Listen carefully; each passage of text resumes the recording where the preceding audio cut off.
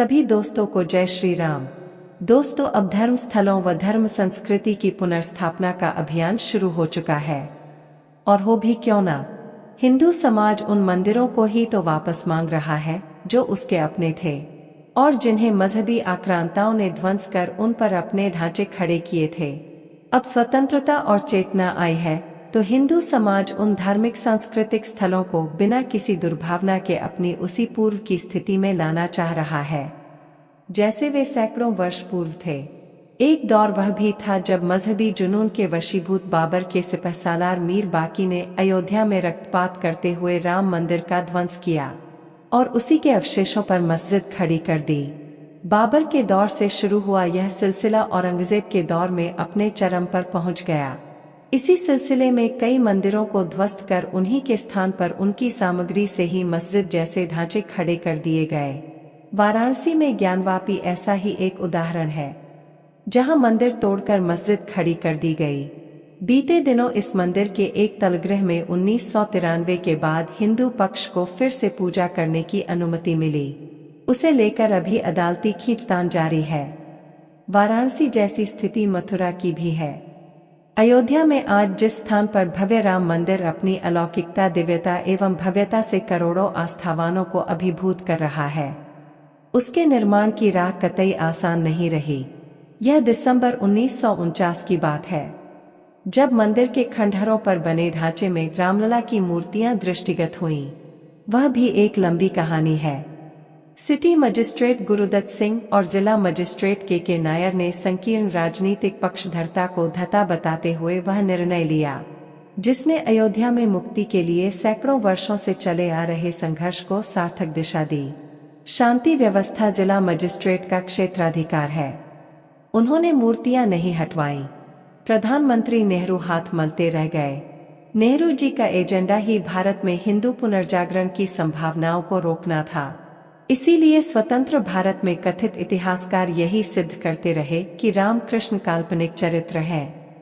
रामायण और महाभारत केवल कल्पना है। यह तो प्रसिद्ध पुरातत्ववेत्ता बीबी लाल थे, जिन्होंने रामायण कालीन स्थलों को खोजकर इस विवाद पर विराम लगाया। फिर भी विरोधी खेमे ने हार नहीं मानी। वह साक्ष्यों को अदालतों में शपथ पत्र लगाकर खारिज करता रहा। भारत प्राचीन काल से एक बड़ी आर्थिक शक्ति एवं वैश्विक अर्थ साम्राज्य का संचालक रहा है। उसकी रणनीति तो शक्तिशाली सेनाओं की होनी चाहिए थी, लेकिन यह सुनिश्चित नहीं किया गया। गांधार और सिंध से पराजयों का क्रम प्रारंभ हुआ। जबरदस्त प्रतिरोध के बाद भी शत्रु संहार की एकीकृत रणनीति के अभाव में मजहबी आक्रांता भारत भूमि में प्रवेश करते गए। धार्मिक भारत अपने योद्धाओं को एक होकर धर्म युद्ध के लिए ललकार नहीं सका। अयोध्या की भूमि पर कितने ही युद्ध हुए। कनिंघम गजेटियर के अनुसार बाबर के सिपहसालार मीर बाकी के साथ हफ्तों चले युद्ध में मंदिर का ध्वंस और हजारों हिंदुओं का बलिदान हुआ। एक बार तो पंजाब से आए निहंग सिख योद्धाओं ने एक हफ्ते तक विवादित ढांचे पर कब्जा बनाए रखा। अंग्रेजों के राज में 1885 से चला आ रहे इस कानूनी विवाद का पटाक्षेप 9 नवंबर 2019 को उच्चतम न्यायालय के निर्णय के साथ हुआ। इसमें कोई संदेह नहीं कि इस्लामिक आक्रांताओं ने भारत में हिंदुओं के हजारों मंदिरों को ध्वस्त किया। ध्वंसावशेषों के उपयोग से मस्जिदों से लेकर खानकाहें तक बनाए गए। उन आक्रांताओं से भारत के अंतिम निर्णायक युद्ध का समय निकट आ रहा था। मराठों ने अंतिम मुगल शासकों को बंधुआ स्थिति में रख छोड़ा था। राजपूताना भी मुगलों के वर्चस्व से बाहर आ रहा था।